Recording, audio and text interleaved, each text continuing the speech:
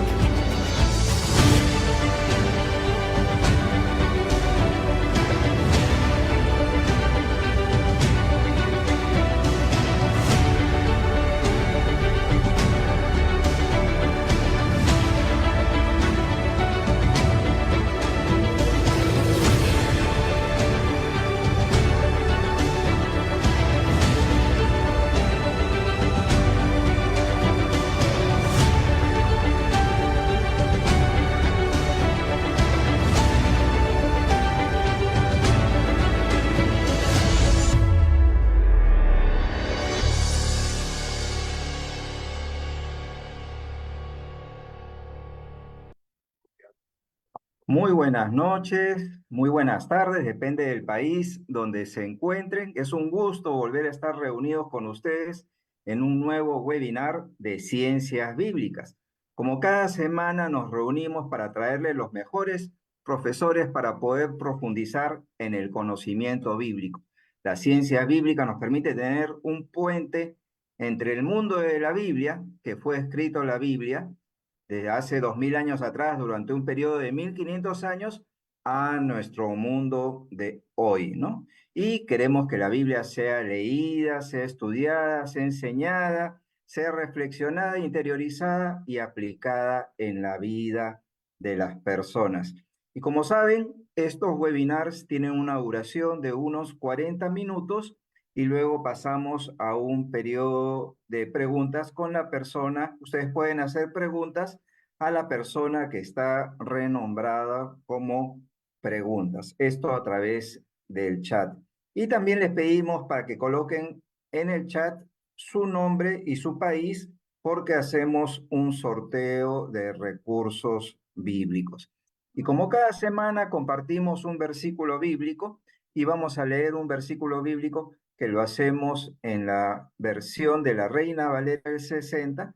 No, muchas de nosotros hemos crecido con esta versión, hemos aprendido pasajes de memoria, ¿no? Y hemos hecho profesión de fe. Y ahora esta versión está en el lenguaje de hoy, en el lenguaje latinoamericano a través de la Reina Valera contemporánea. Y un versículo bastante conocido, quizás el más conocido de toda la Biblia, el que más se busca en Google, es Isaías 41:10. Y vamos a leerlo de la forma como lo hemos aprendido y ahora después lo vamos a leer con la Reina Valera contemporánea, pensando en una persona que recién está entrando en la fe o es una persona joven de esta nueva generación, de esta parte del mundo. Dice la Reina Valera 60, no temas porque yo estoy contigo, no desmayes porque yo soy tu Dios, que te esfuerzo, siempre te ayudaré, siempre te sustentaré con la diestra de mi justicia. Y en la Reina Valera contemporánea dice, no tengas miedo, que yo estoy contigo, no te desanimes, que yo soy tu Dios, yo soy quien te da fuerzas y siempre te ayudaré, siempre te sostendré con mi justiciera mano derecha. Muy bien, y vamos a encomendar este webinar al Señor en oración. Oremos. Amantísimo Padre Celestial, Señor, te agradecemos porque tu palabra permanece para siempre, tu palabra nos sostiene, nos anima, nos guía, nos fortalece. Y Señor, queremos que tu palabra esta noche llegue a miles de corazones, Señor. Y te pedimos para que dirijas al expositor, Señor, al profesor Abraham Márquez, y permitas de que tu mensaje llegue a los corazones y se haga palabra viva. Te agradecemos por el Ministerio de las Sociedades Bíblicas Unidas, por el Ministerio de Traducción, por el Ministerio de Interacción con la Biblia, Señor, por el Ministerio de Distribución. Señor, cada Biblia es un medio para que puedan conocer el mensaje de salvación. Te encomendamos este tiempo en el nombre de Cristo Jesús. Amén. Y bueno, vamos ya a presentar al expositor de esta noche. A ver, vamos a ver primero ¿cuántas personas estamos conectadas? A ver ahí en participantes. Tenemos 221 personas conectadas, ¿no? He podido ver ahí algunos nombres: María del Carmen Muñoz de Colombia, Roberto Hernández de México, Liliana Solano de Quito, Julio García de Perú, Daniel Bravo de Argentina, Mario Rossi, que siempre nos acompaña desde Guatemala, y muchas personas más. Sean todos muy bienvenidos. Y presentamos al expositor, que es un expositor de casa. Digo de casa porque es de las parte del equipo de Campus Bíblico y es parte del staff de Sociedad Bíblica de México. Es nuestro hermano Abraham Márquez. Él es bachiller en teología de las Asambleas de Dios de México, es licenciado y tiene una maestría en Sacra Teología de la Facultad Internacional de Ciencias Teológicas y tiene 19 años en el medio editorial y 6 años en Sociedad Bíblica de México, ¿no? Y bueno, sabemos que México es el país más grande de Latinoamérica con 138 millones de habitantes. Y cuando converso con el director de Sociedad Bíblica de México, me dice que él siempre está viajando y cuando viaja, viaja al lado de Abraham Márquez. ¿Para qué? Para hacer las conferencias, hacer las exposiciones a las fraternidades de pastores. Así que para nosotros es un lujo poder contar con Abraham Márquez como parte del equipo y también para tenerlo como expositor en esta noche donde vamos a poder conocer un poco más acerca de estos métodos de interpretación, métodos exegéticos y las Biblias de estudio, es decir, directo de alguien de adentro de las Sociedades Bíblicas Unidas. Es tu tiempo, Abraham.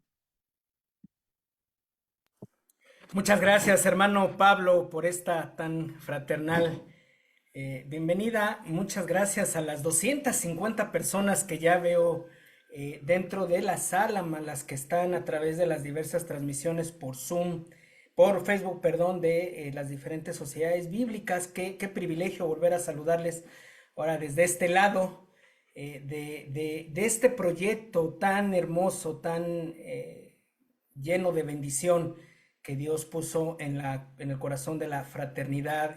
Por favor, reciban un muy fraternal saludo de parte de mi director general, el arquitecto Julio Splinker Martínez, y de todo el equipo que conformamos la Sociedad Bíblica de México, ahora desde una ciudad a unas 6 horas de la Ciudad de México, la Piedad de Michoacán, con mucho gusto transmitiendo. Mencionaban por ahí a un hermano Roberto Hernández de México. Me gustaría saber si fuera posible que manden un mensajito si es usted el pastor Roberto Hernández, que estoy creyendo. Debo decir, yo inicié en el ministerio y en la fe, de hecho, con un pastor Roberto Hernández, que fue el que me dijo, cuestiona, pregunta, investiga. Yo era muy niño, tenía unos 14, 15 años. Nunca dejes de preguntar, nunca dejes de investigar, nunca dejes de documentarte, nunca pierdas ese interés por conocer más, ¿no? Una persona que bendijo mucho mi vida. Me gustaría saber si es el hermano Roberto que mencionaron. Y con un tema voy a empezar a compartir. Que la gente que me conoce desde que inicié en el medio editorial, hace sí ya 19, casi 20 años, siempre fue un factor de mucha bendición para mí y que tiene que ver con esta gran gama de Biblias, libros, recursos de estudio que me encontré en mi transcurrir a través de algunas librerías con las que empecé y después con algunas editoriales.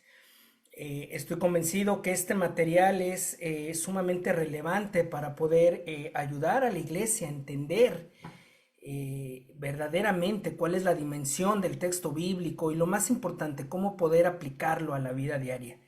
Si de algo me siento muy honrado de poder ser desde hace 7 años parte de este gran equipo mundial de Sociedades Bíblicas Unidas, desde la Sociedad Bíblica de México, es por un lado, por supuesto, por todo lo que implica esta dimensión de llevar la palabra de Dios por diferentes lugares, por diferentes contextos, diferentes circunstancias, pero también el poder facilitar los recursos para que la gente pueda tener acceso a una interpretación sana, práctica, vívida, pastoral, espiritual con la palabra de Dios, experiencias que le lleven al día a día, que le lleven a encontrar respuestas a las necesidades, a los cuestionamientos del día a día. Y en ese sentido, y no porque tenga yo un escudo de una sociedad bíblica que me enorgullece tenerlo, lo digo, definitivamente la propuesta editorial que Sociedades Bíblicas Unidas tiene, puedo decir que es una propuesta de quizás unas 50 Biblias de estudio, no tengo el dato exacto, calculamos más o menos unas 50 Biblias de estudio que abarcan la pastoral, que abarcan la teología, que desde luego abarcan la Biblia, que desde luego abarcan las diferentes ciencias bíblicas, que incluyen el acompañamiento pastoral, que incluyen las Biblias devocionales, con un énfasis totalmente bíblico, con un énfasis totalmente teológico, pero también con un énfasis en una neutralidad en cuanto a doctrina, ¿no? O en cuanto a un sistema de interpretación que permite que verdaderamente pueda llegar el texto bíblico a todas a las diferentes confesiones de fe, por un lado, y por el otro lado que verdaderamente lo vamos a ir viendo, sea la palabra de Dios en su más pura esencia la que nos esté hablando. Me voy a permitir, perdón, me voy a parar un segundito, mil disculpas. Por la diferencia y ahí estamos ya. Va, pues. Gracias, quería tener aquí a la mano un reloj por el tiempo. Y voy a iniciar siendo un poquito conceptual, esto es muy breve, mencionando lo que es una obra de referencia consulta o lo que en la sociedad bíblica le llamamos una Biblia de estudio. Y hablamos de los libros, Biblias, en este caso de uso auxiliar, que nos permiten obtener una información rápida, breve y exacta, ¿no? Que nos sirve para ponernos en la pista de un dato seguro que nos va a conducir a una fuente de la materia que nos interesa indagar. Por su naturaleza, no están destinadas necesariamente a ser leídas en forma continua o de corrido, sino que solo se utilizan de manera ocasional y fragmentariamente para resolver consulta. Entonces, las obras de estudio, de referencia y consulta tienen por objeto ofrecernos información básica sobre tópicos generales o específicos, remitirnos a más fuentes de información y desde ahí ayudarnos a nuestro quehacer de estudio. Mi base para el día de hoy, me gustaría que conforme yo vaya exponiendo las diferentes diapositivas, tuviéramos presente este suceso que es por todos conocido y que está en Hechos capítulo 26, 34, un pasaje, un extracto que todos conocemos, creo que bastante bien. Lo voy a leer en Reina Valera contemporánea, haciendo énfasis en las claves en las que me voy a basar para esta disertación, ¿no? Dice: un ángel del Señor le habla a Felipe y le dijo: prepárate para el desierto del sur por el camino que va de Jerusalén a Gaza. Felipe obedeció y fue. En el camino vio a un etíope eunuco, funcionario de la Candace, reina de Etiopía. Era el administrador de todos sus tesoros y había venido a Jerusalén para adorar. Y ahora iba de regreso en su carro leyendo al profeta Isaías. Ojo con esto, el Espíritu de Dios le dice a Felipe: acércate y júntate a ese carro. Y cuando Felipe se acerca y lo oye leer al profeta Isaías, le pregunta: ¿entiendes? Ojo con esto, ¿entiendes lo que lees? El etíope le respondió: ¿y cómo voy a entender si nadie me enseña? Y le rogó a Felipe que subiera al carro y se sentara con él. El pasaje de la escritura que leía era este: como oveja fue llevado a la muerte, como cordero delante de sus trasquiladores. Se callará y no abrirá su boca, sufrirá la cárcel, el juicio y la muerte. ¿Y quién entonces contará su historia si él será arrancado por completo de este mundo de los vivientes? El eunuco le preguntó a Felipe: te ruego que me digas, ¿de quién habla el profeta? ¿Habla de sí mismo o de algún otro? Entonces Felipe le empezó a explicar a partir de la escritura que leía y le habló también de las noticias de Jesús. Biblias de estudio y sus aportes en el proceso, en el método de estudio y de investigación personal, eclesial y colectiva. Y quiero partir definiendo lo que es una investigación y cómo aporta una Biblia de estudio. Y mi diapositiva me dice que es un método de estudio que, mediante el análisis de toda la evidencia disponible sobre un tema definido, proporciona una solución a un interrogante y que me lleva a dos grandes elementos como punto de partida para mi estudio: el análisis y la síntesis, que nos lleva a entender, a escoger, a resumir y a explicar, en este caso, un tema bíblico, una verdad doctrinal, una postura bíblica que incida en la vida diaria de las personas. Quiero citar a un poeta y pedagogo costarricense, Isaac Felipe Azofeiva, quien, hablando del tema, dice que es una búsqueda sistemática, estructurada, ordenada, que va de menos a más, progresiva, de información adecuada para el conocimiento o objetivo, y quiero hacer hincapié en esto, objetivo, de un tema en específico. Y que indiscutiblemente nos lleva a una serie de interrogantes diarios, una serie de relecturas y de replanteamientos diarios que son en los que me quiero hoy versar. ¿Qué tipo de interrogantes nos puede surgir cuando desde una Biblia de estudio abordamos una narrativa bíblica en específico como la de Felipe?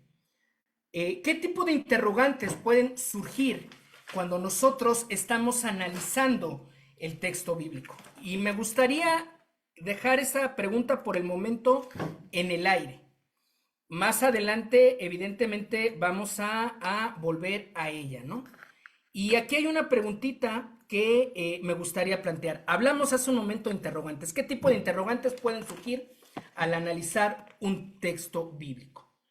Y entonces aquí estamos hablando de que para poder identificar lo que el texto bíblico nos quiere comunicar, nos tenemos que meter en un proceso de investigación y estudio. Un proceso de investigación sistemático, decía el pedagogo que leímos hace un momento, que analiza diferentes facetas de la revelación de Dios de manera integral. Cómo Dios se da a conocer desde el Génesis hasta el Apocalipsis. Cómo las doctrinas se van comunicando de manera sistemática y progresiva a lo largo de todo el texto bíblico y cómo éstas van dando cuenta de cómo Dios va preparando el escenario desde la historia para que a su debido tiempo se manifieste su Hijo y más adelante para que con la fuerza del Espíritu la iglesia pueda llevar el mensaje de los evangelios. La forma en la que se identifica una doctrina en cada uno de los 66 libros y que esto es en primera instancia lo que es una Biblia de estudio. La forma en que esta es vivida por la iglesia desde el primer siglo hasta el último lector, ¿no? Y aquí se cuenta cómo se ha interpretado históricamente. Yo siempre los he dicho a mis alumnos, ¿por qué pensamos como pensamos? ¿Por qué creemos como creemos? ¿Por qué interpretamos como interpretamos? ¿Quién empezó a pensar o interpretar de la manera que yo lo hice? ¿Bajo qué contexto? ¿Bajo qué circunstancias? ¿Bajo qué factores se fue desarrollando la forma en la que hoy yo accedo al texto bíblico? ¿Cuáles son las influencias? ¿Cuál es la ventana de la historia? Citando ahí a Justo González en cada uno de estos procesos de interpretación. La forma en la que el autor bíblico le comunica determinada verdad específica a un determinado personaje o persona o comunidad o iglesia y la forma en la que este mensaje va avanzando en el transcurrir de los años de la iglesia. Las Biblias de referencia y consulta que tenemos, como la de herramientas exegéticas que acaba de editar la Sociedad Bíblica de Colombia, como la esquematizada, desde luego la teológica, incluso la GPS, la RBC de estudio, trabajan, entre otras cosas, con este tipo de cuestiones. La forma en la que el texto habla en nuestro contexto desde diferentes trincheras y que tiene que ver entonces ahora también con la aplicación pastoral, cómo Dios habla en nuestro contexto desde diferentes circunstancias. Y ahí yo puedo hablar de la Biblia Ser Mujer, puedo hablar de la Biblia Andrós, puedo hablar de la Biblia Generación Joven, la BGJ, en fin, una serie de recursos que tenemos nosotros que hablan de, de esta parte. Como ampollas, creo, no sé cómo es. Sí, y que nos lleva a un conocimiento objetivo. Un conocimiento objetivo que parte de la pregunta muy necesaria de quiénes están interviniendo en este proceso de comunicación y de identificación de lo que el texto nos quiere comunicar desde su narrativa original, ¿no? Desde el texto a primera lectura hasta nuestros tiempos. Y que me permite hacer el siguiente planteamiento. ¿Es un tema de un autor moderno o de la narrativa bíblica? ¿Y por qué planteo lo siguiente? Si algo caracterizan a las Biblias de Sociedades Bíblicas Unidas, es que ustedes van a ver que ninguna tiene el nombre de un autor, el nombre de un bestseller, el nombre de un líder. El énfasis no está en un autor moderno, sino en la narrativa bíblica. La forma en la que a través de formulación de diferentes cuestionamientos o análisis claves al texto bíblico, ¿no? Nos pueden identificar y nos pueden enseñar la forma en la que podemos interpretar el texto bíblico. Pensando en el tema de esta disertación, yo pregunto, ¿hay un método de estudio bíblico? Y yo creo que la respuesta puede ser no, pero también puede ser sí. Y me voy a explicar por qué. Porque por un lado, evidentemente, la Biblia no es un manual de exégesis, no es un manual de hermenéutica, no nos va a dar tecnicismos, no nos va a dar conceptos claves para poder interpretarla. No. Pero a través de las narrativas, a través de los sucesos, sí nos puede marcar la pauta sobre cómo podemos identificar plenamente el mensaje que Dios desea comunicar. Luego entonces esto me lleva a pensar en el pasaje que leímos de Lucas y plantear esta cuestión. ¿Qué tipo de preguntas le puedo yo hacer desde mi experiencia personal al texto de Lucas que acabamos de leer? ¿Qué me quiere comunicar a mi vida? ¿Qué le quiere comunicar a mi iglesia? ¿Qué le puede comunicar a mi sociedad hoy? ¿Qué le puede comunicar a mi realidad?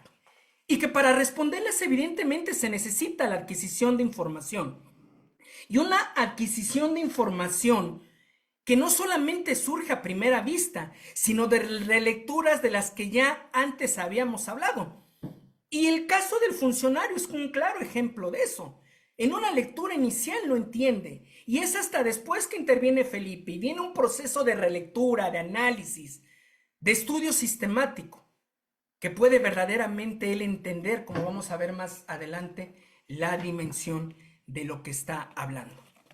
Y que en el caso de los métodos de estudio o de las Biblias de estudio, en este caso, depende de una correcta segmentación de temas. Hablabas un momento de aproximadamente 50 Biblias de estudio. No tengo el dato exacto, la verdad, de cuántas puedan estar o no vigentes en los diferentes países. Hace poco recibimos en México la visita de una de las personas que tienen un alto puesto en el Comité de Publicaciones de las Sociedades Bíblicas Unidas para América Latina, Delfín Viano, que ya ha estado con nosotros en otras ocasiones, y él más o menos me mencionaba ese número, ¿no? Especulábamos sobre unas 50 Biblias de estudio. ¿Por qué tantas Biblias de estudio? Precisamente por este punto que vemos en negritas hasta el final, la necesidad de una correcta segmentación. En México las trabajamos, y insisto, esto es en México, desde 3 diferentes trincheras, todas las pastorales, todas las que tienen incidencia directa con el quehacer de la iglesia. Las que hablan de homilética, las que hablan de hermenéutica, las que hablan de liturgia, ¿no? Como la pastoral, como la ahora esta que salió de bosquejos y de sermones, como la de la predicación de avivamiento, ¿no? Las que tienen que ver con la vida diaria pastoral, las necesidades de las personas, ya las cité hace un momento, Adoro, Ser Mujer, Andros, BGJ, las 2 de la familia, ¿no? Perú acaba de editar una, en fin, este tipo de Biblias. Después las de ciencias bíblicas, las que abordan los temas técnicos de la narrativa bíblica, la transmisión de fuentes, los originales, las variantes textuales, la crítica bíblica, crítica literaria, crítica de forma, etcétera, etcétera, etcétera. Exégesis, la herramienta de exégesis mencionaba yo, incluso la GPS trabaja con esas ramas, la teológica, desde luego, la esquematizada también podría entrar por ahí. Y más adelante, las que tienen que ver con la vida de la iglesia, ya sea en temas de liderazgo o las que pudieran tener que ver con vida de oración. Hay un par de Biblias de oración muy interesantes por ahí que nosotros tenemos. En fin, volvemos al punto. Y que todo esto está regulado bajo un muy necesario criterio de integridad. ¿Y a qué me refiero cuando estoy hablando de un criterio de integridad? Y hablaba hace un momento de una postura interconfesional de nuestras ediciones de estudio y de una postura totalmente apegada al texto bíblico y de una postura no denominacional.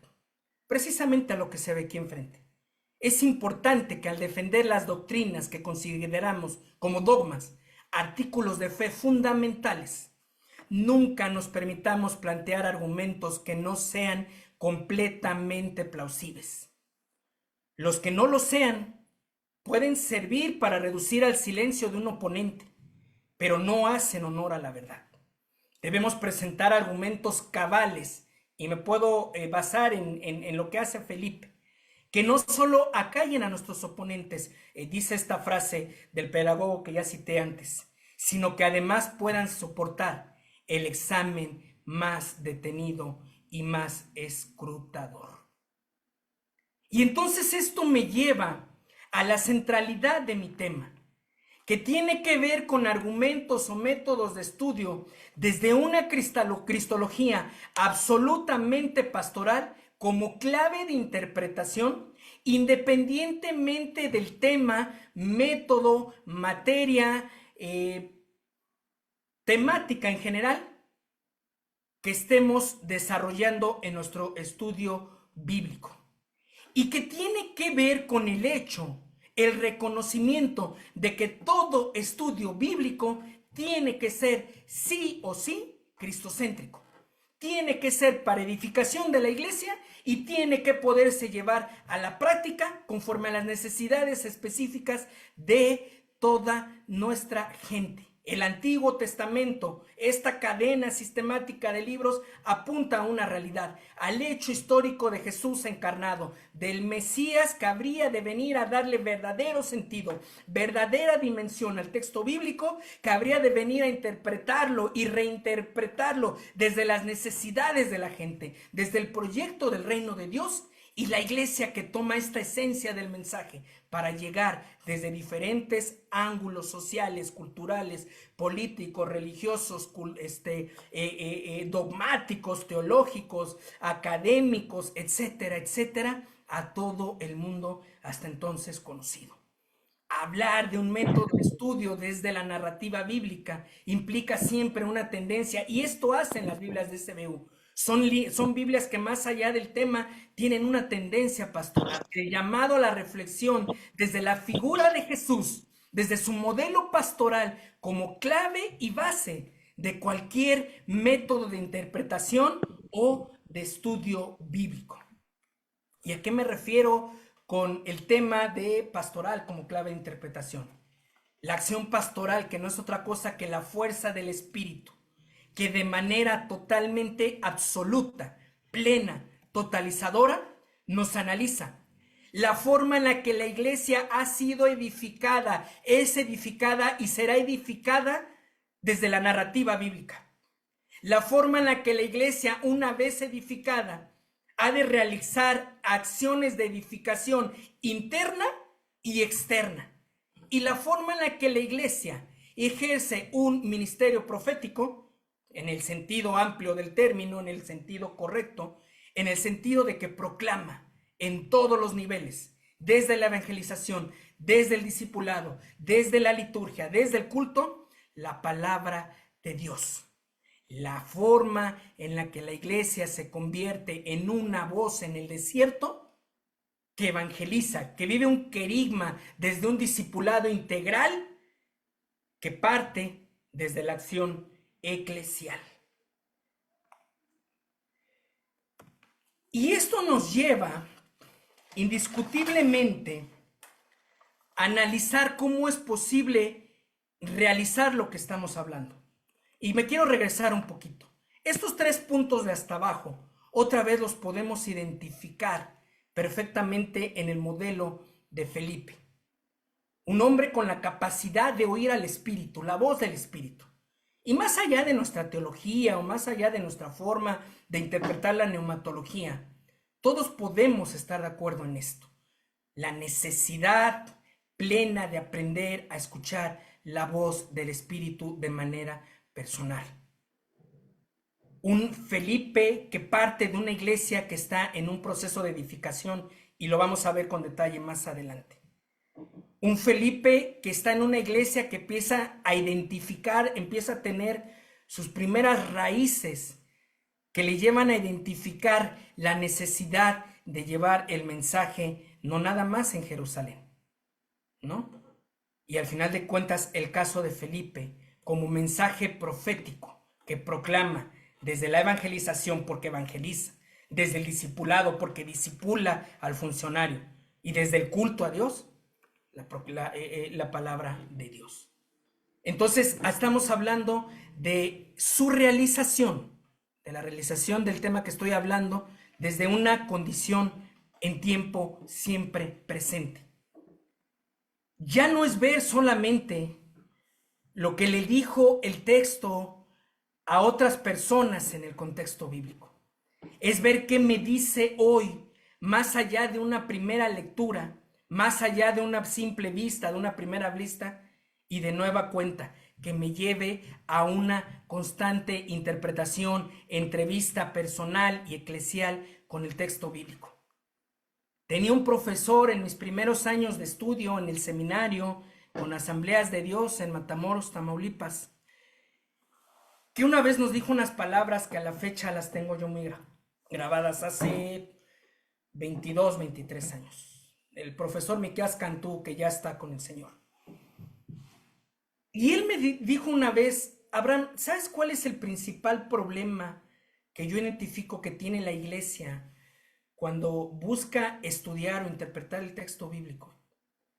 Que no considera que antes de nosotros ser intérpretes del texto, tenemos que permitir que sea el texto bíblico el que nos interprete a nosotros. ¿Qué tiene que decirme la narrativa bíblica? Desde mi realidad, hablo de mí, como persona, como empleado, como ministro de culto, como profesor, como esposo, como papá, como persona productiva para mi sociedad, ¿no? Como conferencista, etcétera, etcétera. ¿Qué tiene que decirme en cada una de mis facetas el texto bíblico? ¿Cómo puedo poner lo que yo soy en contraluz con la palabra de Dios? ¿Cómo interpretaría la palabra mi accionar? Y entonces sí, desde ese encuentro, desde esas interrogantes, desde ese cuestionamiento que el texto me hace a mí, entonces sí, yo poder empezar a cuestionar, en buena lid, lo digo en buen sentido, lo que el texto me quiere comunicar o me puede comunicar. Y una vez más, esto requiere planificación, esto requiere material de referencia que nos permita ir regulando desde nuestra experiencia personal o eclesial, ¿no? Nuestro método de estudio. ¿Cómo podemos llevar el mensaje en el presente con miras hacia el futuro, de tal forma que tengamos la capacidad de garantizar una adecuada y funcional presencia desde los discípulos e individuos en el mundo? ¿Cómo garantizar que mi iglesia, como la iglesia de Hechos, tenga la capacidad, la funcionalidad de adecuar sus acciones, sus estudios de tal forma que se garantice esta presencia de discípulos en todos los individuos del mundo? Y esto se reduce a preguntarnos cómo determinado pasaje, por un lado, me puede sentar las bases para un óptimo desenvolvimiento de mi vida en diferentes contextos, pero sobre todo y de manera especial, cómo este mismo pasaje puede ir sentando las bases para más adelante continuar con los principios bíblicos ante lo que pueda venir en el futuro, sea lo que sea. Y esto nos lleva entonces a disertar desde un encuentro con la palabra que conduce indiscutiblemente a un encuentro con Dios. Y lo que leímos de Hechos es exactamente eso. El texto ni siquiera se preocupa por platicarnos qué fue exactamente lo que le dijo Felipe. No es el objetivo. El objetivo en ese momento por el cual la voz del Espíritu habla y lo guía a ese carro es porque había que llevar a través de la palabra a un encuentro con Dios. Y otra vez, qué bueno que entonces hay este tipo de Biblias, este tipo de recursos que hablan desde diferentes aspectos, desde diferentes disciplinas a la iglesia, a los discípulos, para que pueda haber un encuentro pleno con Dios, ¿no? Y que en términos generales nos habla de la sensibilización necesaria para que las personas se autorrealicen a partir de un encuentro integral con Cristo, con el Cristo de Dios, desde una triple dimensión personal, histórica y comunitaria. ¿Qué me habló el texto a mí? ¿Qué le ha hablado el texto a mi iglesia? ¿Qué le va a hablar a la historia que viene? Buenas noches. ¿Cómo puede incidir de manera efectiva en cada una de las áreas de nuestra comunidad? Y me gustaría entonces sí ahora analizar un poquito bajo qué circunstancias se da este encuentro de Felipe, ¿no? ¿A qué se están enfrentando la iglesia de los Hechos? En este ejercicio interpretativo, en este ejercicio de extraer las verdades del Antiguo Testamento para aplicarlas a la figura de Jesús. Y en términos generales, lo que la iglesia o a lo que la iglesia se enfrenta es a esto. Choques con las escuelas de interpretación judía. Hace año y medio, 2 años, di aquí un webinar donde hablé de este tema cuando estábamos tratando la Septuaginta. Mencioné precisamente una de estas escuelas judías. No me voy a meter en el tema, pero lo que sí les puedo decir es que de lo acontecido en el Sanedrín, ¿no? Cuando Jesús es juzgado, podemos identificar, y también en un tema de cristología que di en estos foros, lo mencioné algo al respecto. En ese juicio podemos entender que absolutamente todas las escuelas político-religiosas que estaban representadas ahí habían decidido por unanimidad que el mensaje de Jesús era blasfemo, no era aceptable y que era reo de muerte. Por eso se puede entender que en la Puerta de la Hermosa, después del Pentecostés, inmediatamente el mundo judío, las autoridades se van de lleno sobre Pedro y sobre la iglesia. Se encuentra la iglesia con la necesidad de interpretar los textos judíos de una manera tan radicalmente diferente como lo hace Jesús, aun cuando todas las escuelas de interpretación están en contra. Se encuentra con un trasfondo cultural de los imperios romano y griego sumamente hostiles, en especial el romano, que los persigue por todo el mundo conocido. Se encuentra con diferencias administrativas, incluso lo tengo que decir, raciales, desde sus orígenes, la iglesia entre judíos y griegos. ¿Se vale darle recursos a las viudas griegas o nada más a las gentiles? Un tema incluso racial, que desde el origen, desde las primeras décadas, ya cuestiona la iglesia. Se enfrenta con el tema de la aceptación o no de los gentiles en la iglesia, que les lleva bastantes décadas, si no, por decirlo menos, ponerse de acuerdo. Y desde luego se encuentra con la persecución del imperio romano. No perdamos estos 5 puntos de vista.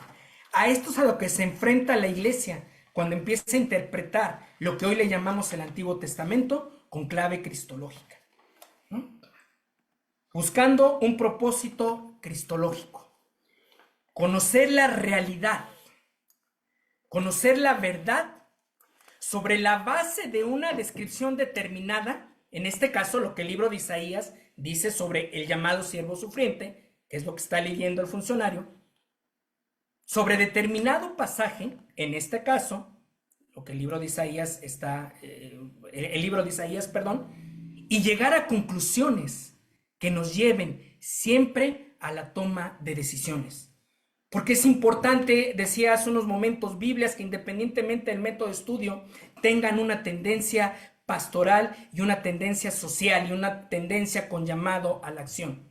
Porque este llamado que el texto nos hable a buscar conocer la realidad, ¿no? Sobre la base, sobre determinada lectura, la que sea, sobre determinado pasaje, sobre determinado texto, pasaje, nos lleva invariablemente a la necesidad de conclusiones que nos lleven a una toma de decisiones constantes, diarias, precisas, en el día a día, en todos los aspectos de nuestras vidas. Verdaderamente un encuentro con el Logos, con el Cristo de las Escrituras, con el Verbo encarnado, ¿no?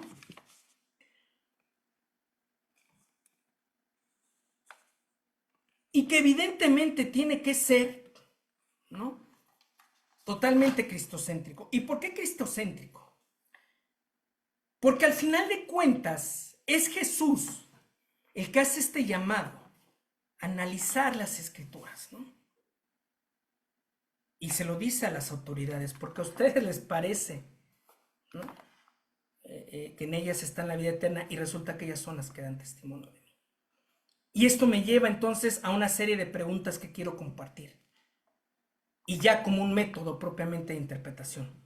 ¿Cuál es el trasfondo explícito o implícito del interlocutor de Jesús y cómo la interpretación de Isaías incide en este contexto? ¿Cuál es el trasfondo en el cual el mensaje de Cristo, ¿no?, esta interpretación de Isaías, se está desarrollando, ¿no? ¿Cuál es el contexto en el que se da este suceso con Felipe?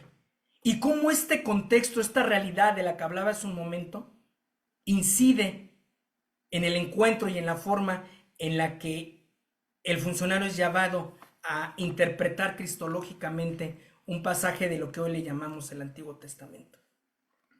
¿Cuál es el trasfondo de la misión de la iglesia en Hechos 1:7, ¿no? O perdón, que la iglesia en Hechos 1:7, desde la perspectiva del escritor bíblico? ¿Qué es lo que tiene en mente Lucas cuando nos está narrando lo que sucede con Felipe y cómo esto incide, cómo nos da una clave para poder interpretar la misión de la iglesia desde la perspectiva de la comisión que el Señor nos presenta poco antes de partir? ¿Qué clase de opiniones, sentimientos, relaciones, interacciones, reacciones, expectativas, prioridades, etcétera, parecen motivar a las personas implicadas? ¿Qué es lo que hace? ¿Qué tipo de decisiones hacen que Felipe acuda a ese llamado del Espíritu?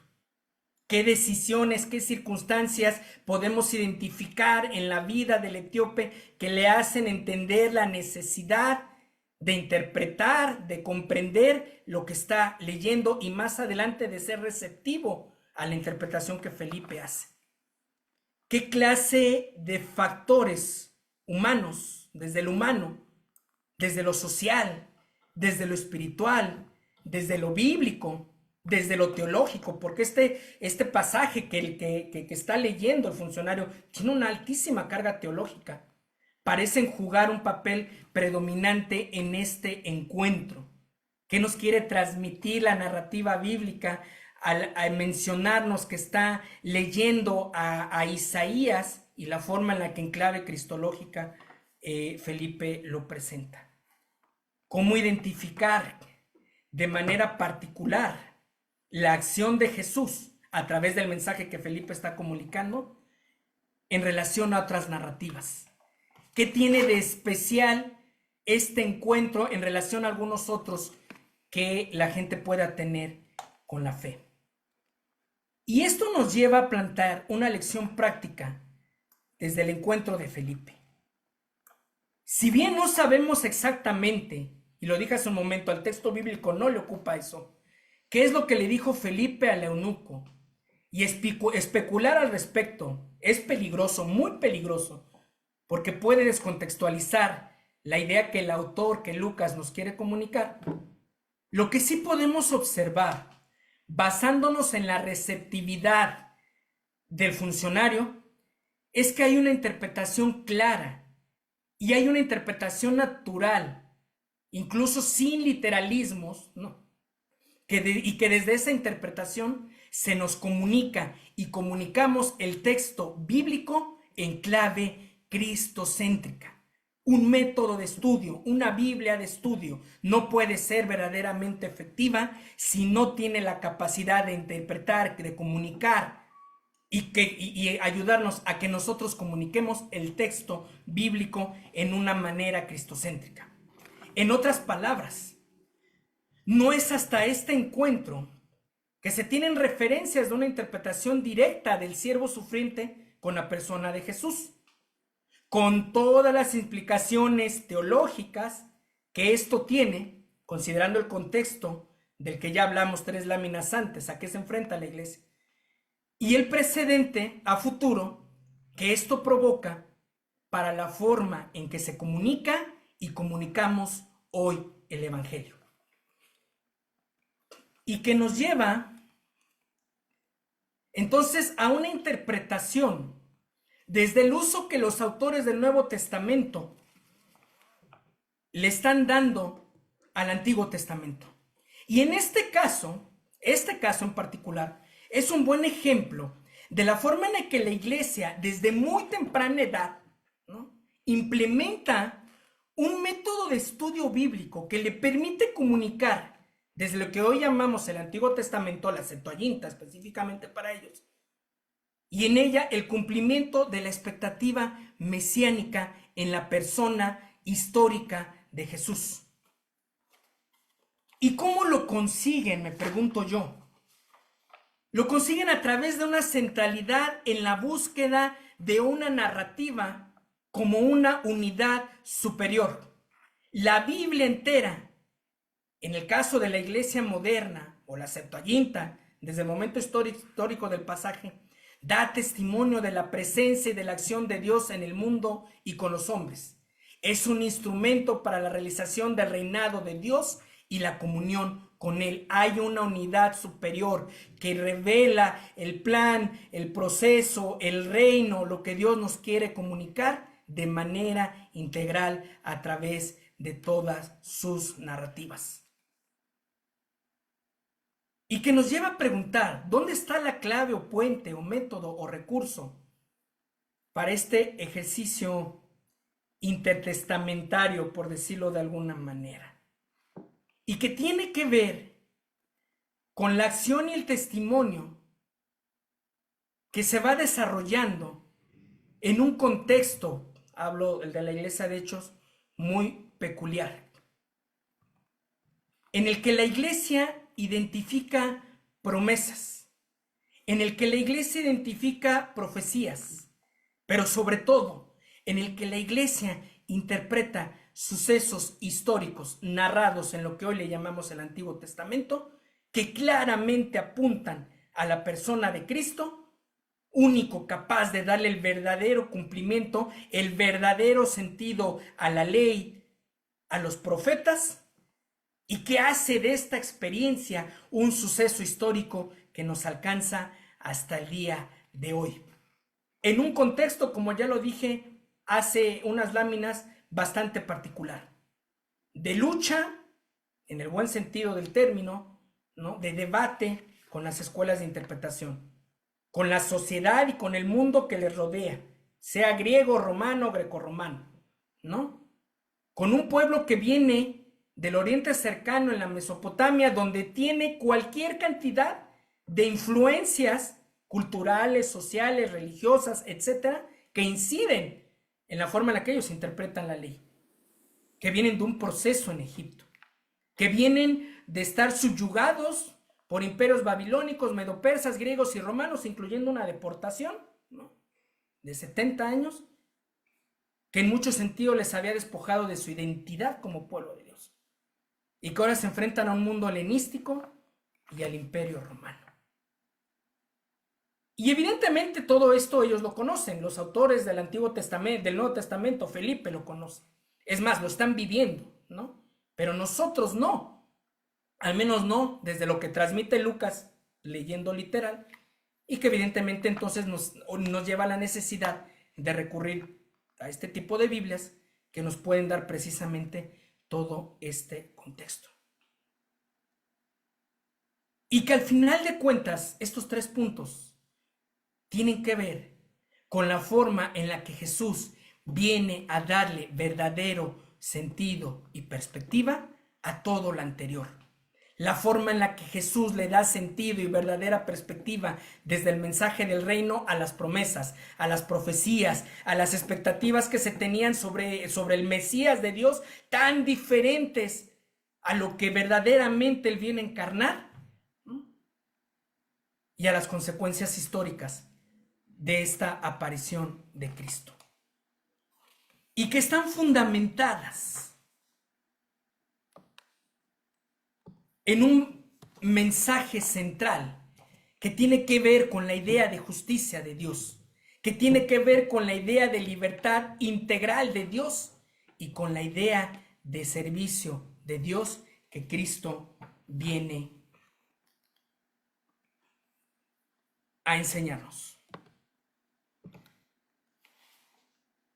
En la práctica, la iglesia, Felipe, en el caso del pasaje que leímos, proclama un mensaje que está fundamentado en el amor a Dios, al prójimo y a la creación integral. Y esto lo podemos ver claramente en la iglesia de los Hechos. En un llamado a la acción siempre en tiempo presente de Dios, Dios real, siempre. En la buena voluntad de Dios a favor de la humanidad y de su creación en general, con un mensaje totalmente encauzado en la salvación integral, y hago hincapié en esto, énfasis en esto, integral del ser humano. No solo ver si nos vamos a ir o no al cielo, como le llamemos en las diferentes confesiones de fe, una vez que nos morimos, sino una salvación que abarca mi presente, que me comunica diariamente, que me acompaña diariamente, que me viene a enseñar diariamente cómo volver a ser esa imagen y semejanza perdida. Con una abierta propuesta de absoluto perdón, de absoluta restauración y de vida nueva, una vez más en su más amplio sentido. Y que entonces ahora sí me da una pauta, y ya con esto estoy casi por concluir, con algunos recursos de interpretación.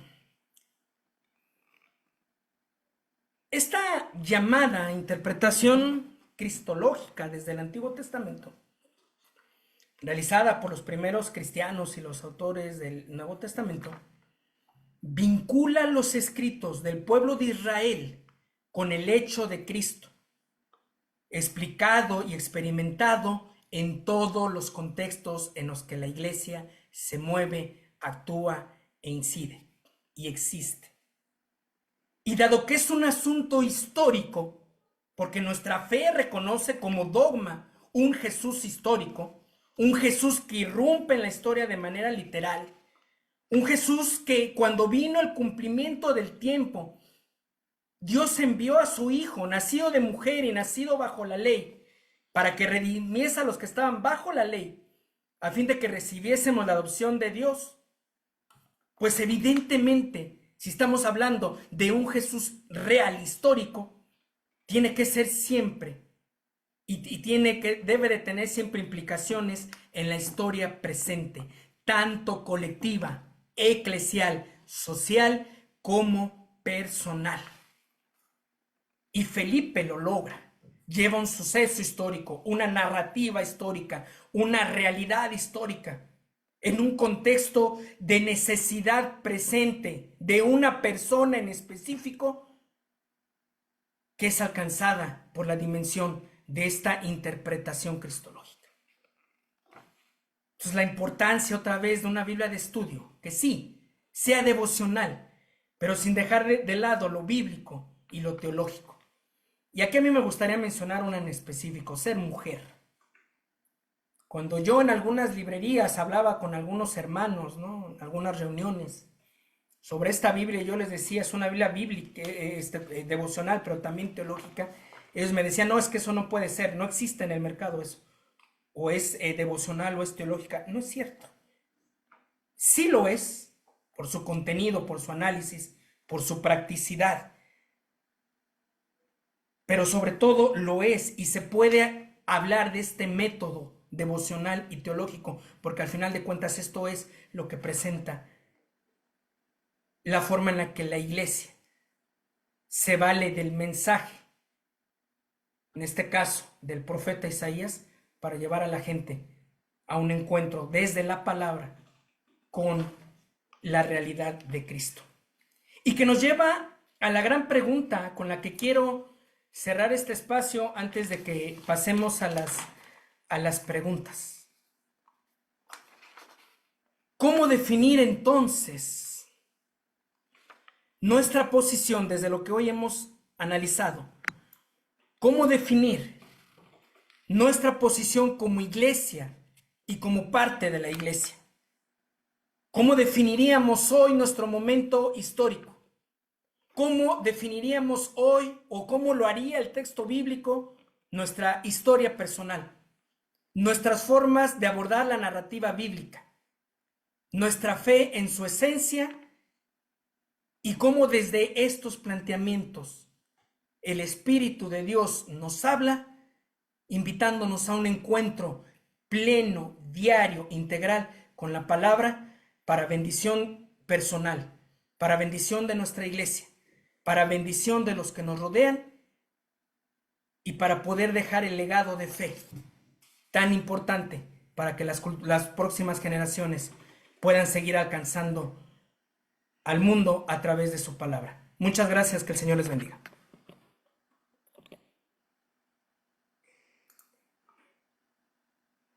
Muchas gracias, Abraham, por esta exposición. Han llovido acá las preguntas, pero antes de pasar a las preguntas, vamos a ver un video acerca del curso de hebreo bíblico para conocimiento. Ayer tuvimos la clase maestra, la masterclass, y tuvimos más de 600 participantes. Si usted no participó, se la perdió, pero puede inscribirse en el curso de hebreo bíblico. Y vamos a ver en qué consiste.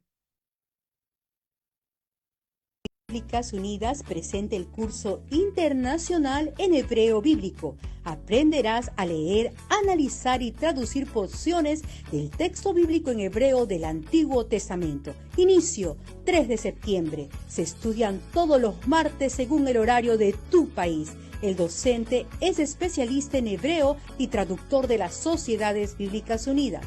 Este curso cuenta con un campus bíblico virtual.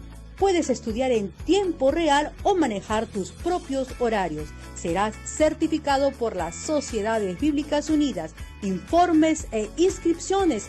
Facebook, Sociedad Bíblica de tu país. Súmate a nuestra comunidad de estudiantes. Sociedades Bíblicas Unidas, Campus Bíblico Virtual.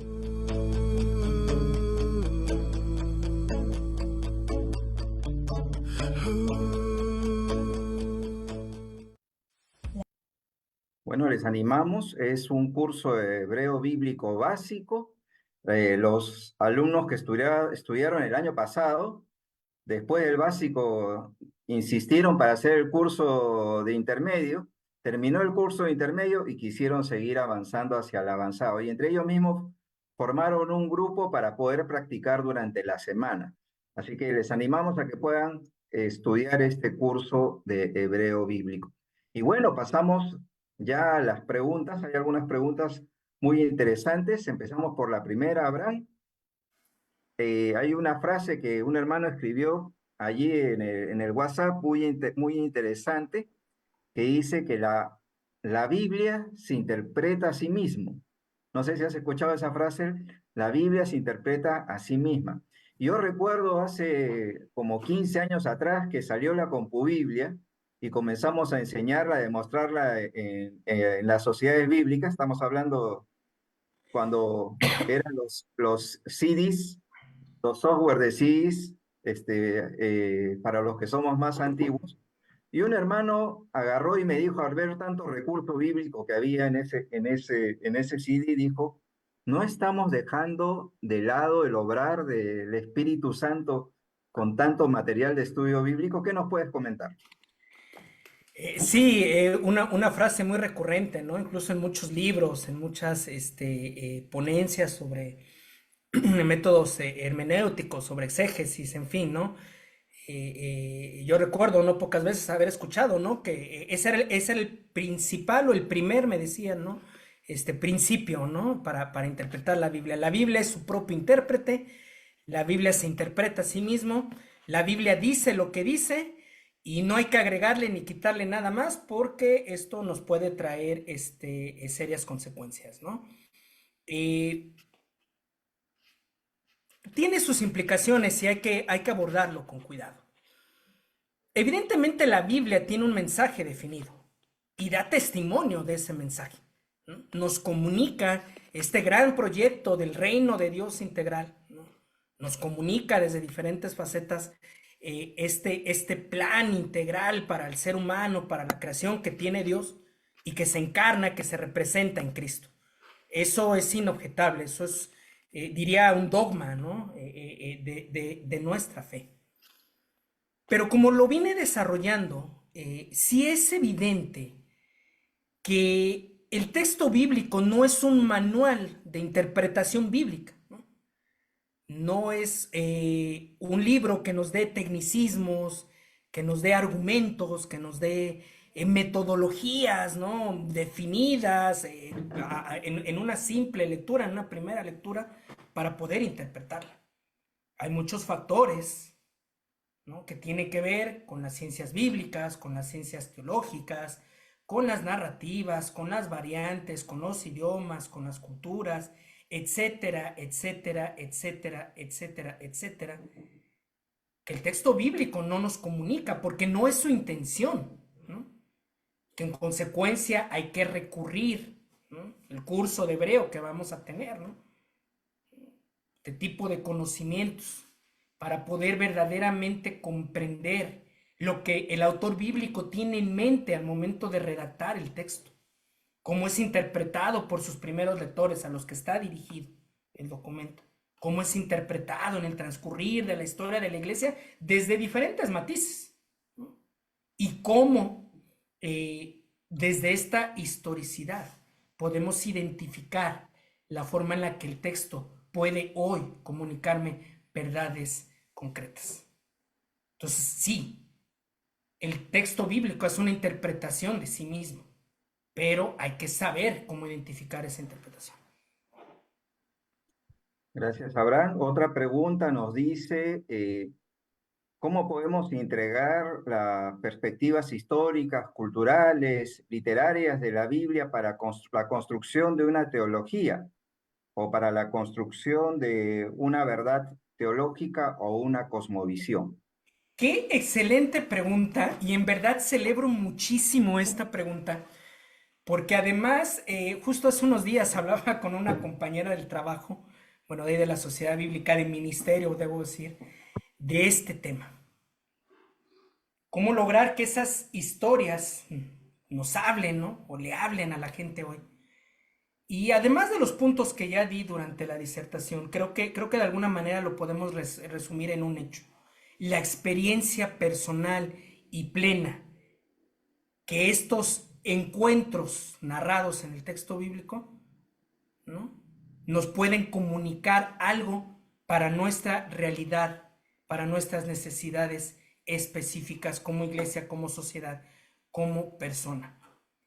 Creo yo que se ha cometido el error muchas veces de conceptualizar, ¿no?, lo que es el cristianismo, y lo hemos vuelto un tanto abstracto muchas veces, ¿no?, muy retórico, como si fuera un manual, ¿no?, de fe y conducta, el A, B, C, el 1, 2, 3 de los pasos a seguir para ser cristiano, para ser bueno. Cuando lo que Jesús hace, el gran narrador de historias, ¿no?, el gran narrador de parábolas, ¿no?, es crear escenarios en el día a día con personas, con necesidades específicas, y desde ahí demostrar la efectividad, la trascendencia, la esencia, la dimensión de su mensaje y del reino que ya había venido a nosotros. Entonces, no nada más es la historia en sí, es la forma en la que Jesús se vale de estas historias para construir su teología, para construir su mensaje y para llevarlo a la experiencia personal.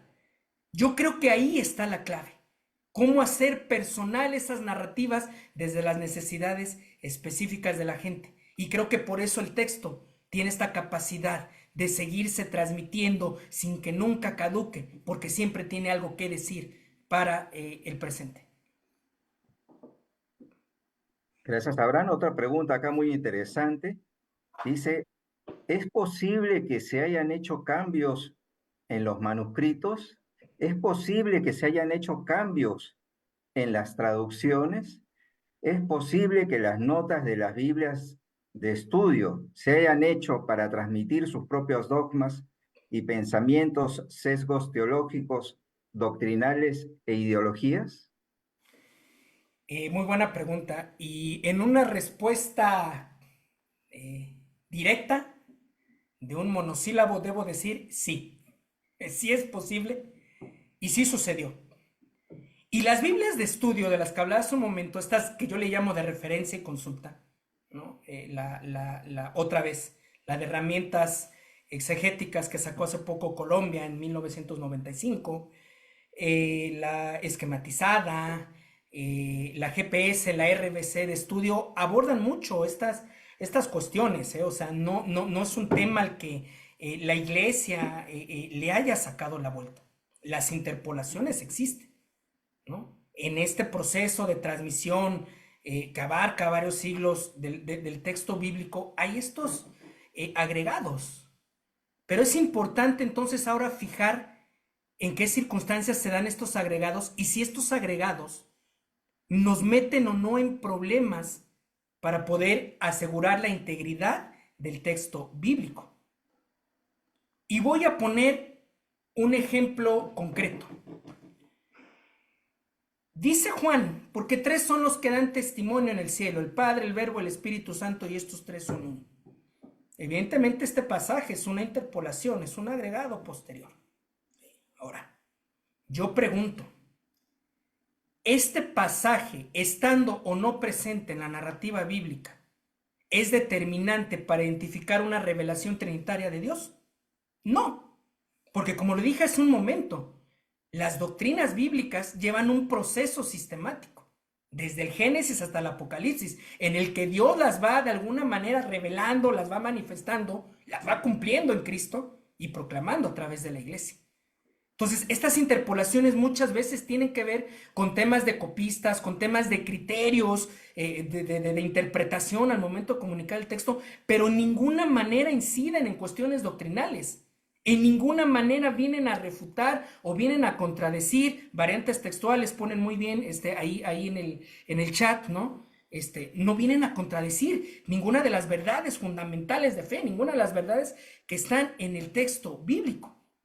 Y en el caso de las notas de estudio, contestando la observación que nos hacen, sí, definitivamente, ¿no? O sea, al final de cuentas, el medio editorial, lo debo decir y hablo en general, pues sí ha sido regulativo, tenemos que decirlo muchas veces, ha incidido en la forma en la que la iglesia interpreta el texto. Vayámonos a las primeras Biblias de estudio del siglo pasado, ya el reverendo Teixeira nos habló magistralmente de ello hace 8 días y nos daremos cuenta hasta dónde pueden o no pueden incidir. Y precisamente por eso es que tanto enfatizo yo en la neutralidad teológica y exegética de la propuesta de las Sociedades Bíblicas Unidas. Porque si algo yo les puedo asegurar, y llevo 20 años estudiando el tema, y es un tema que me apasiona, es que sí está una línea muy marcada a no permitir opiniones personales o interpretaciones derivadas de una confesión de fe, de una doctrina, de una iglesia en específico. La interconfesionalidad es un criterio fundamental, usted lo sabe, hermano Pablo, para las publicaciones de Sociedades Bíblicas Unidas. Ofrezcamos el contexto, ofrezcamos la información general, ¿no? Desde el método de estudio que se esté tratando, y dejemos que la iglesia, la gente, desde su formación, desde su doctrina, desde su perspectiva, interprete lo que Dios le desea comunicar. Una última pregunta, Abraham. Estamos en el tiempo de la tecnología de San Google, el tiempo de WhatsApp. Yo mismo comparto cada mañana como 4 o 5 devocionales a mi equipo.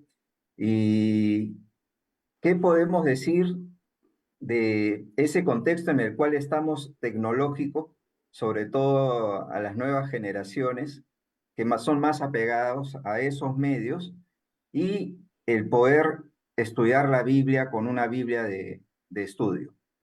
Es una realidad. Sí, la otra pregunta, que mucho ya también para terminar, que varios han hecho, ya que has hablado de Biblia de estudio, lo que están diciendo es que recomiendes una Biblia de estudio, no porque eres de sociedad bíblica, sino realmente de corazón y de mente, ¿qué Biblia de estudio sería la que recomiendas? Absolutamente, la integridad ante todo, ¿no? Y eso es un valor de casa, de mi formación y desde luego del ministerio para el que colaboro en las sociedades bíblicas. Definitivamente estamos en la época de la información, ¿no?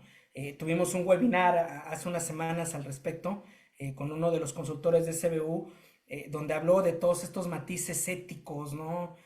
Sociales que tiene esta generación de consumo rápido, de información rápida, y muchas veces, ¿por qué no decirlo? Incluso de estudio fácil y rápido, ¿no? Ya cualquiera desde el WhatsApp le pregunta a la inteligencia artificial y ya casi te da un sermón. Y hace poco mi hija me enseñaba, ¿no? Que hay no sé qué página donde tú le pones, hazme un sermón al estilo de tal autor y ya te lo hace. Vamos, ya es algo algo que nos ha rebasado, ¿no? En muchos sentidos. ¿Qué tenemos que decir al respecto? La importancia de saber validar las fuentes que estamos consultando. El hecho que esté en internet, pues no significa que sea verdad. Y yo creo que ese es un problema muy serio al que como iglesia nos tenemos que enfrentar, al relativismo, ¿no? A este consumismo de información, venga donde venga, sin validar las fuentes. Ese es el gran desafío, creo, hoy para la pastoral y para los que estamos inmersos en la pedagogía cristiana, ¿no? En la educación cristiana. Aprender a la gente, enseñarle a la gente a discernir, a contar con los recursos necesarios para poder verdaderamente adquirir, consumir, leer, estudiar lo que venga a ser de edificación. Biblias que yo pueda recomendar desde el corazón. Quiero decir algo muy personal antes de responder. El miércoles pasado mi niña mayor cumplió 13 años y justo a la hora que se cumplían los 13 años estaba yo dando una capacitación ahí en la Sociedad Bíblica de México.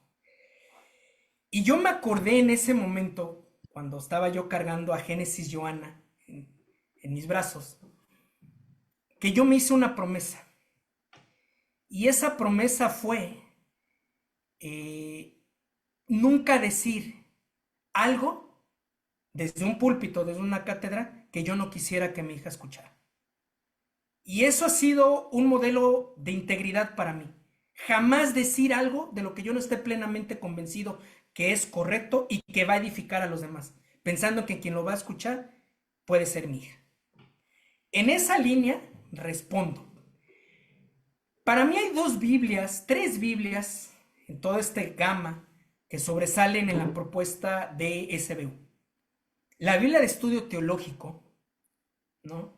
Por este análisis sistemático, ¿no? De postulados desde diferentes disciplinas religiosas, geográficas, textuales, doctrinales, ¿no? Estos comparativos, estos paralelismos con el mundo bíblico, con las culturas que acompañan a la cultura bíblica, y por el apéndice que trae al final, que es muy similar a una teología sistemática, con un énfasis en la cristología, porque precisamente el último de estos artículos enseña cómo el Antiguo Testamento es interpretado por el Nuevo Testamento, no sin antes abordar 16, 17 temas, no recuerdo exactamente, ¿no? Que nos permiten apreciar cómo se llegó a estas conclusiones. Es básica, esa es lectura obligada.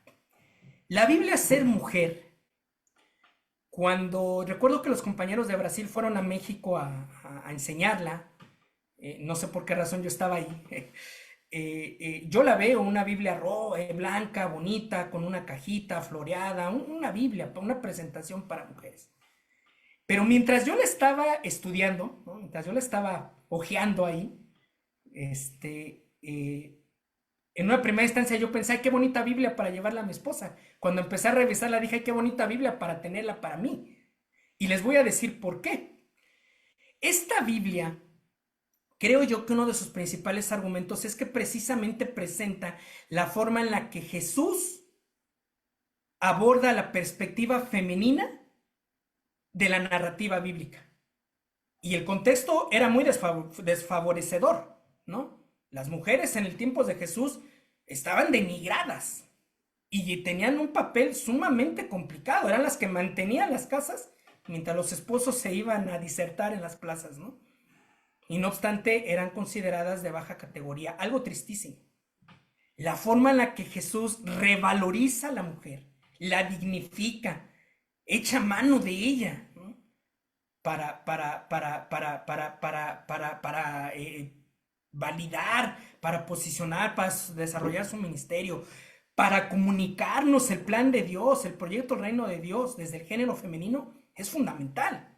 Entonces, ahora yo como papá, como esposo, como profesor, como consejero, estoy educando a una niña, estoy educando a un niño, por supuesto que la tengo que leer. Qué importante que todo hombre sepa cómo Jesús abordó el tema de la mujer y a qué mujer no le gustaría que su esposo lo supiera. Entonces, cuando yo llegué con ella a casa, le dije a mi esposa, te regalo la cajita, pero la Biblia es mía. Y por última instancia, la RBC de estudio, que aborda todo este tema de las disciplinas de estudio y ahí incluso la GPS, que lo hace desde una línea un poquito menos técnica, pero también con mucha profundidad. Y que nos permite precisamente,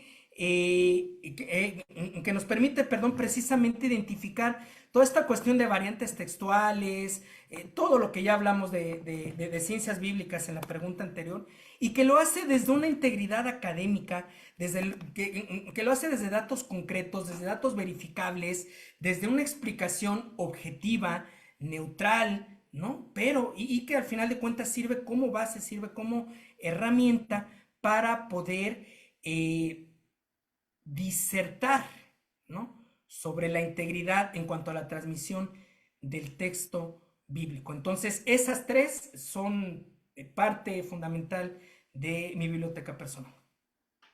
Muchas gracias, Abraham. Y bueno, pasamos ahora a la última parte, en la cual decimos los ganadores del recurso bíblico. De Perú, Doris Loaiza. De Ecuador, Liliana Solano.